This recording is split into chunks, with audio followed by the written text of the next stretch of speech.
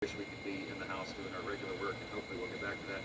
We represent two important groups Mike today. Johnson. One is the resilient, hardworking people of Louisiana. We've taken we've had a tough run here. I mean, the pandemic hit us pretty hard, and then of course we've got the crisis in the oil and gas market, and we're going to recover from that. But the people there are soundly behind you, and so many of them always tell me when they know I'm coming back here to give you their regards and their encouragement and their thanks for what you're doing, your principled leadership. I would echo what's going on in Pennsylvania, North Carolina, Louisiana as well. Our governor's keeping us shut down, and our free market needs a chance to thrive, and if we can do that, we will. It needs to be a region-by-region basis. The second group I'm here, I guess, representing this morning is the Republican Study Committee, the largest caucus of conservatives in Congress. And as the chair of that group, all these guys are leaders of it as well, and we've been trying to advance our core principles. And we came out Monday last with a 37-point blueprint, a framework that we call a return to prosperity and accountability and recovery. And basically what we've done is distilled the work that we had been putting into about 15 months prior to the pandemic to come up with a playbook, a conservative playbook to run when we return to the majority, which we still think we can do. But it's things, for example, for holding China accountable all the way to empowering the American worker. And we think it's consistent with a lot of the administration and what you've articulated, and we hope we work together on it. I would end with this. The whole team, your whole administration has been so accessible and transparent. I love what Dan said. I had written those two words down before you said it. That marks the Trump administration, and I could name each one of them on your team here. They've all been helpful and grateful to us. We had a conference call with Mr. Kudlow the other day, and he said something at the end of it that resonated with me. He said, our time-tested principles cannot be abandoned now. That's what's going to guide us through this, right? And we were on mute, but we all said amen. And it reminded me of what Reagan said in his farewell address when he was leaving, his storied time at the head of the country. He said, they call me the great communicator, but I wasn't that. He said, I was just communicating great things, and they're the same great things that have guided our country since its founding. We believe in those time-honored principles. We believe in individual freedom and limited government and fiscal responsibility and free markets and lower taxes and less regulation. Those are the things that are going to guide the country back in this transition you're talking about. And we're so grateful that you and your team are holding the line on that. We'll be with you. We're your foot soldiers. We're ready to go to work. And we thank you again for all you're doing. Oops. Well, I want to say thank you again, President Trump, for coming to Arizona. And it was such an honor to be on Air Force One with you. It was my first time, so it was awesome. But I want you to know that I believe you are exactly the right person for the job.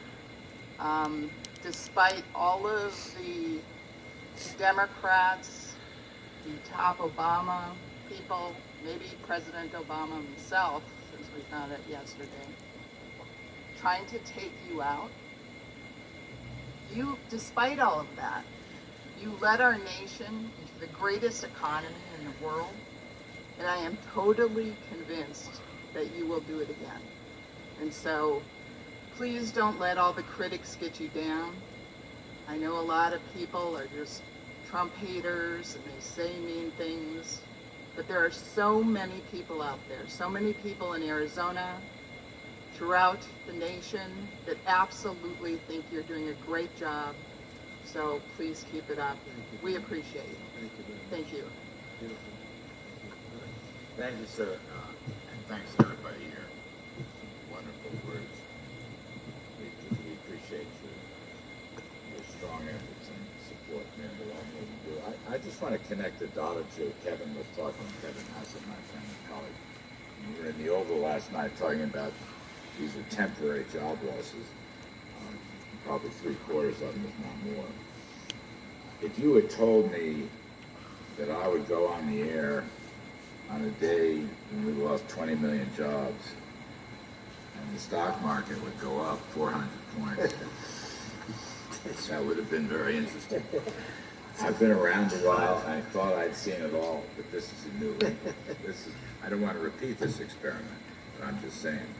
And I do think it's because it's temporary. And I do also think the stock market bottomed in March 23rd. I know it fluctuates and so forth, but I think that a lot of the things that Stephen has negotiated, we've heard about the PPP extending it and so forth, I think that's one reason why these are temporary losses and why the market is shrugging them off. And I do want to reiterate, it is very possible that we will get a lot of these jobs back fast. It's very possible, as private surveys and even the CBO, we will have a 20% increase in growth in the second half of this year, as you say, sir, as a transition. And then finally, I want to say that, and I appreciate your comments very much, sir, if we stay to the principles that worked the first 3 years, I mean, through January and February of this year, the economy was growing at 3.1% at an annual rate before the virus hit. Low taxes, rollback of regulations, energy independence, good, fair, reciprocal trade deals, the building blocks of a blue-collar boom, of a middle-class wage boom, middle-class wages and less, and a small business boom, which is the heart of the Republican Party. There's no reason you did it once, and if we stay with those principles and do it again, and next year, 2021, can be absolutely a spectacular year. So I really believe that. And I would just say it is my honor to be part of this. Thank you very much, Ron.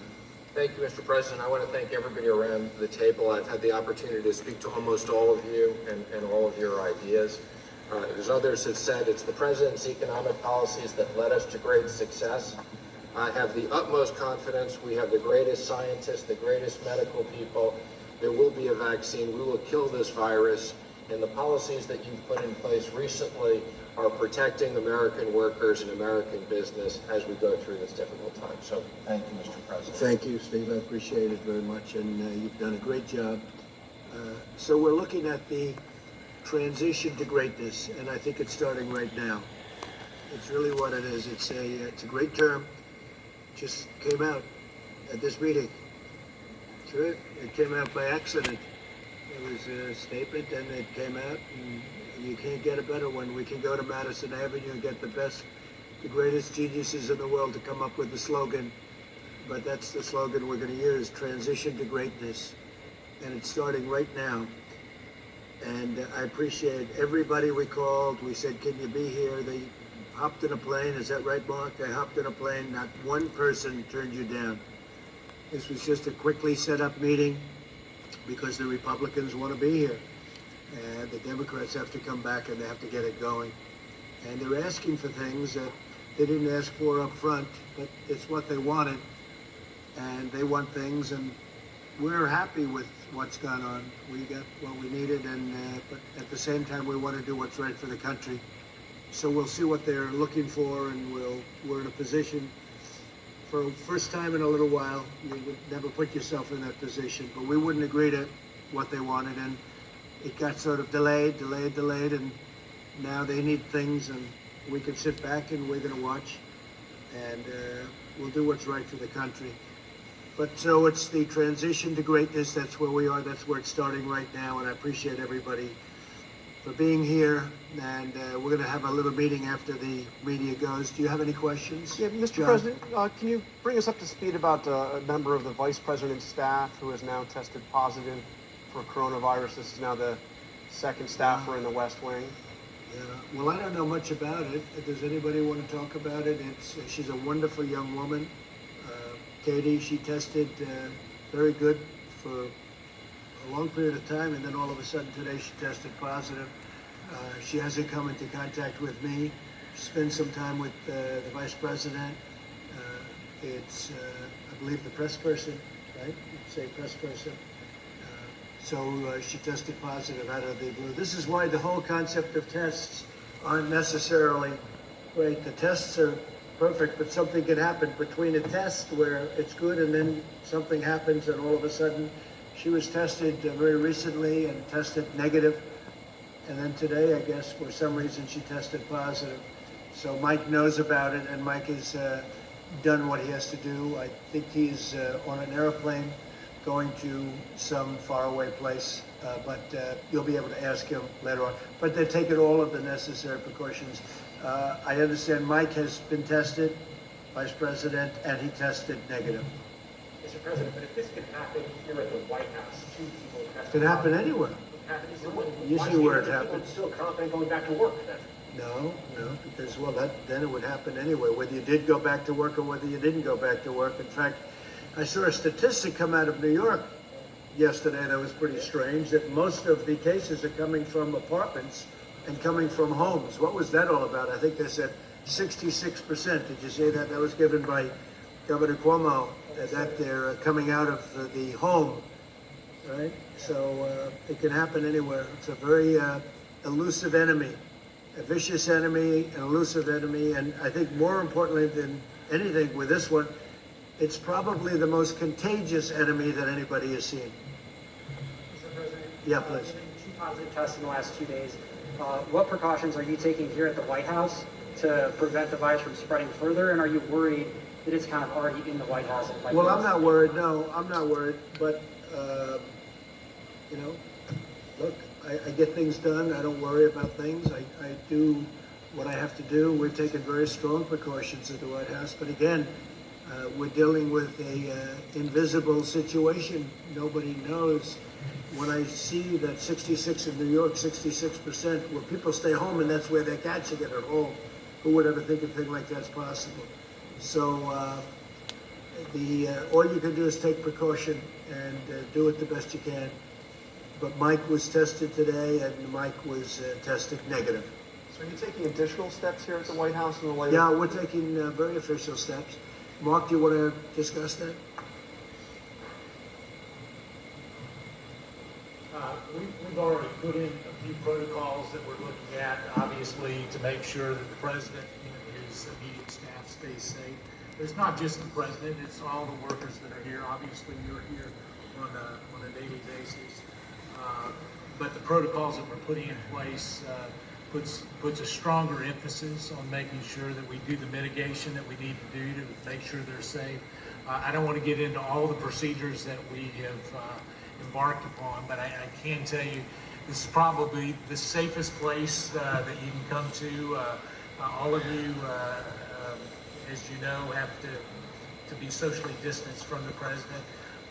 His meetings that he has are done with a social distancing plan in place. Outside of that, we may take some additional precautions as it relates to the vice president and the president in terms of just making sure that the people that come in contact with both of them are done, that it's done in a way that makes sure that we keep the president safe.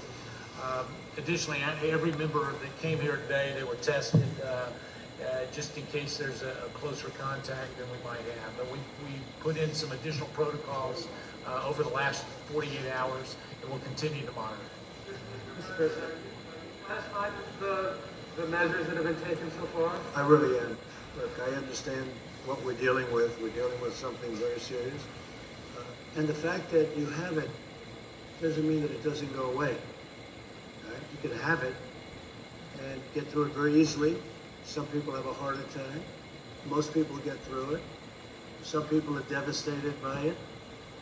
But the fact that you get it doesn't mean, I've had numerous people say they have it, and a couple of days later they're better. Some people say they have it, they think, and there's almost no symptom. Other people have it and bad things happen. So, but for the most part, when you have it, you get better. And supposedly you're immune, although they're not 100% sure about how long that immunity lasts. And is there, Mr. President, is there a reason why people just aren't wearing masks at the White House? Well, they are. People But they're that, not. no, people that are serving me are. We have The not people- seen anyone wear a mask or Matthew in the last Yeah. 2 days. So I can speak to that. You know, as we look at this, the people that are in close proximity to the president obviously have tested that. The mask that you wear is generally to keep other people from being infected, and so as we look at that, I can tell you that the testing protocol is a strong regime, and as it gets close to the president, some of those that serve him wear a mask in those closer proximities. Here's what I would offer off the record to all of you is I know John, we spoke about this earlier. If you've been on the campus for your safety and well-being, the president's made available to make sure that you can have testing just for the peace of mind. So before you leave today, we've made those arrangements to make sure that you can be tested as well. But we have a lot of people wearing, I'm just looking around. Look at Shave, White House photographer. I'm sure most of you don't know her, but to the best of my knowledge, she's wearing a mask. Is that a mask? Yes. I think to the best of my knowledge, it looks like a mask. Mr. President, can you clarify the status of the Phase 4 negotiations? Earlier, Larry said that they were being paused and potentially for a couple of Well, weeks. we're in no rush. We're in no rush. The Democrats have to do what they have to do, but I would say we're not looking. We want to see what they have, but I can't say that we're in a rush. We were in a rush to get the money out to people. We have gotten the money out. Some money is stalled because of state machinery. You know, they have old computers, and 45-year-old computers. And we said this was going to happen, and I didn't want to do it that way, but the Democrats insisted on going through this particular apparatus for a certain reason, and that money stalled. But that's their fault, and I think they accept responsibility and blame, the Democrats. Mr. President, you said recently that you would, if necessary, be the first person to get a vaccine. How important do you think a vaccine ultimately is? Well, I didn't get say it I out? wanted to. That's not a correct statement. I said, you said, would you be? And I said, if it was good for the country, I'd be. And if it was bad for the country, I'll wait to be the last one, or I wouldn't do it at all. No, I was asked whether or not I would do it as the first person. If I thought that was a good thing for the country, I would. I don't, personally, and I have to say, I think we're doing very well on vaccines. If they wanted to use me as a test, that's okay with me. If it was good, but that was really the way the question was asked. But how important do you believe a vaccine is to getting out of this? And what do you say to those that this growing anti-vaccine? Well, I feel about vaccines like I feel about tests. This is going to go away without a vaccine. It's going to go away, and we're not going to see it again. Hopefully, after a period of time, you may have some flare-ups, and I guess I would expect that sometime in the fall you'll have flare-ups, maybe. Maybe not, but according to what a lot of people say, you probably will. We'll be able to put them out. You may have some flare-ups next year, but eventually it's going to be gone. It's going to be gone. There are some viruses and flus that came and they went for a vaccine. They never found the vaccine and they disappeared. They've never shown up again. They died too, like everything else. They died too. And so whether we do or not, I think great progress is being made by Johnson & Johnson, by Oxford, and some others. NYU, I see, is very advanced. But if we don't get it, this is going to go away at some point. Mr. President, what evidence have you seen that this is going to go away without a vaccine? I just rely on what doctors say. They say it's going to go. That doesn't mean this year. It doesn't mean it's going to be gone, frankly, by the fall or after the fall. But eventually it's going to go away. The question is, will we need a vaccine? At some point, it will probably go away by itself. If we had a vaccine, that would be very helpful. Be very happy to have a vaccine. How often do you meet with Dr. Birx, Dr. Fauci, and medical experts, or have you essentially just moved yourself onto the economic aspect? No, I listen to them. I have a lot of respect for them. Dr. Birx, Dr. Fauci, and we have some other people that are very good. No, I listen to them very, very intently. So how often do you meet with them? Well, talk up, you have a mask in your face. How often do you meet with the medical staff and the medical experts? A lot. Mr. President, you find the CDC protocols to be an impediment to opening up the country? Which protocols? The recommended guidelines that have been No, because I'm relying on the governors, and the governors are the ones that are doing that. And if I see something wrong, I'll clamp down on it very hard and very strongly. But I'm relying on 50 very talented governors. I don't think they are all talented, but many of them are very talented. Why are you not releasing those guidelines? They're released. They know what to do, and they know what they're doing. And we're going to see, but I'm relying on the governors to do their individual states, and they're relying on us very strongly for advice and also for help with respect to equipment, hospitals, beds, ventilators, but also medical supplies. So they're relying on us, and we're able to get them everything they need if they can't get them. Ideally, they can get it, but much of the things that we're getting and we've gotten for them, we're able to stockpile in their states. So we're sending it around, we're sending more than they need. So if this should happen again, they're going to be ready this time. And what happens though if the infections go spike once the government? You have to put out the fires. Then you're going to have to put out the fires, and the governor should be able to do that. Quarter would be a transition and the fourth quarter would be good. Where do you expect to see the unemployment numbers at that? Well, I think the unemployment numbers are going to go way up, and the statement that Kevin made is incredible. Everybody expects to have a job back very shortly. That's not a normal situation. You go into a bad economy, deep recession or worse. Nobody expects to have a job ever again. Everybody expects, I saw that chart, almost everybody expects that they'll be working again. This was an artificial turning off of a tremendous economy. We did the right thing because we saved millions of lives, probably millions of lives. But this was just all of a sudden one day we had to turn it off. When we turn it back on, which we've just started doing, I think it's going to come back blazing. I think next year has a chance to be one of the best years economically we've ever had because there's tremendous pent-up demand. So if unemployment's at 14% now, perhaps going as high as 20%, where do you think that will be in the I think fourth? the number is going to be a great number. I'm not going to say exactly what. I can say over a period of time, it's going to be where it was, maybe better. Can't get much better. We're at 3.5%, but it will be. I expect it to be where it was. The demand is going to be tremendous, and next year is going to be a tremendous year. Fourth quarter is going to be very good, maybe better than that. The transition is going to be very interesting, but you're going to see some very good numbers coming out of the third quarter. It's a transition. I call it the transition to greatness. We're going to have a great year next year. You'll see. We could get dug out by the third or fourth quarter of this year economically? Well, the third quarter, we're moving in that direction. Right, I would say it's starting right about now. We're going to start moving in that direction. But the third quarter will be, I think it's going to be very good. It's going to be a very good indicator, but it's going to be very good. But it is a transition quarter. The fourth quarter is going to be good. It could be maybe more than good, Kevin. And next year is going to be, I think it's going to be a really powerful year economically. Mr. President, Larry said this morning that he expects the May unemployment numbers to also be, problematic, to be very high.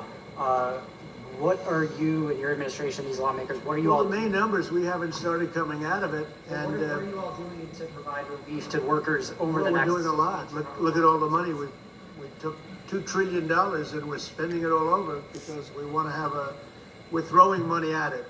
And over the years they've learned that's much better than not doing it. Look at 1928. In 1928, they raised interest rates and they raised taxes.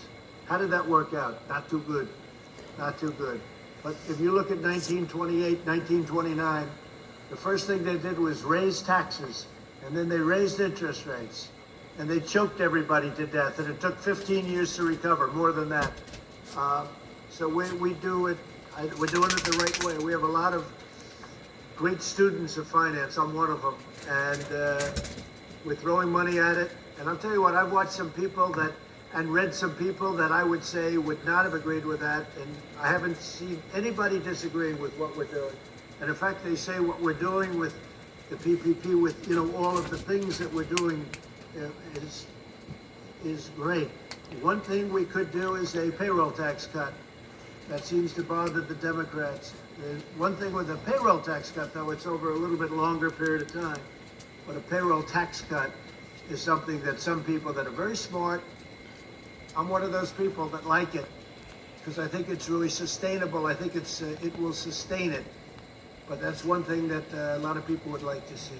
Mr. President, you were with seven. Another thing they'd like to see is a capital gains tax cut, meaning no capital gains. Some Republicans are true hardline Republicans around the table. Not all of them. Some people might say, Louis might say, forget it. But some people would say that a capital gains stoppage, cutting capital gains, getting rid of capital gains tax, they've said that for many years would be a great thing. The true conservative Republicans around this table, of which there are about seven solid, but I still like the other ones too. But they would say that's music to their ears, right? So we'll see. I would be in favor of that. Yeah. Mr. President, you were with 7 American heroes earlier today, these World War II veterans, all in their 90s. Did you consider wearing a mask when you were with them, given their No, because I was very far away. I appreciate the question. I was very far away from them, as you know. I would have loved to have gone up and hugged them because they're great. I had a conversation with everyone, but we were very far away. You saw. Plus, the wind was blowing so hard in such a direction that if the plague ever reached them, I'd be very surprised. It could have reached me too. You didn't worry about me. You only worried about them, and that's okay, because I think they're so pure it will never happen. All right, they've lived a great life. But no, the wind was howling, and I didn't see anybody with masks. I don't know, maybe there were, but they were great. I had conversations with them, but I was standing, as you noticed. Would you say I was quite far away? Thank you, Jim. Mr. President. Appreciate that. The book was very good, by the way. It was better than I thought it would be. No, it was actually a very good book, but it was actually better about me than I thought it would be. So I appreciate it. You've known me for a long time. 26 years. This wasn't really in the schedule, right? I knew him long before I thought in terms of this, but we had one very good story, right? When we were interviewed at the hotel, and he took a lot of guff. They said, he's not running. Why you did this? Was before I announced. And I've been toying with it for a long time, but never did it, never decided. And he took a lot of guff. But he also got great ratings when he did that interview. So I don't know, but it turned out to be a very interesting interview. It was a good interview, sir. Yeah, your book is very good. Congratulations. Thank you. How's it doing? Bestseller list. Bestseller. Bestseller, yeah. That's good. Like Congressman Crenshaw. That's good. Oh, Dan. Dan is doing good, right? Is that because I endorsed his book? That's a great book. I'll tell you, he did something else great. He did a thing on Nancy Pelosi that was so incisive. Did you see that? He did something that was so incredible, and I actually pinned it on top, right, Dan? We pinned it on top. You were fantastic. Have you done this before? Times, share more. That's true. I'll tell you, great job, Dan. You're a great guy. He's a great guy. So is that it? Are you guys all finished? One more, Mr. President. if you Go don't ahead. mind. What kind of a mask is that? It's a mask. It's a blue mask. It's like a catcher's helmet. What? That looks like a catcher's helmet. Go ahead. I used to play catcher, so it makes sense. The federal watchdog found that Rick Bright's removal from HHS was improper. They're blocking that move right now. Have you seen that report, and do you have any response to it? I don't know. To me, he looks like a disgruntled employee. I don't know who he is, but to me, he's a disgruntled employee. And if people are that unhappy, they shouldn't work. If you're unhappy with a company, you shouldn't work there. Go out, get something else. But to me, he's a disgruntled guy, and I hadn't heard great things about him either. He pleaded guilty twice and admitted before God that he had lied.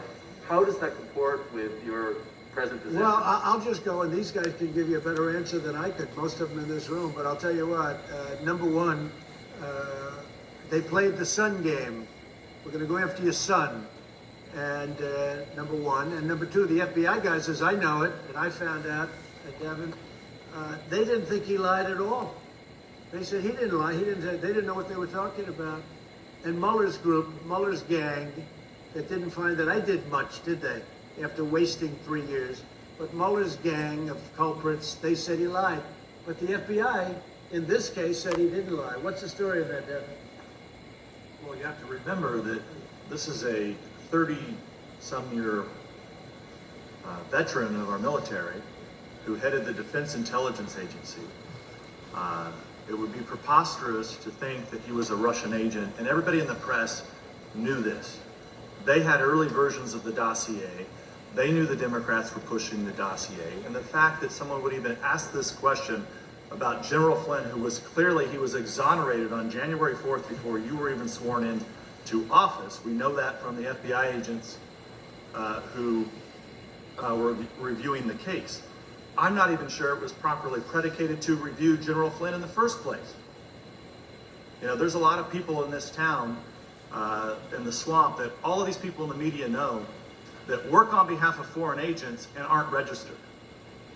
And General Flynn, who's a 30-year war veteran, the way that he's been treated, the way his family's been treated, the way that he's lost his livelihood, he lost his house. And I think the American people owe him a debt of gratitude, and this government owes him and his family an apology.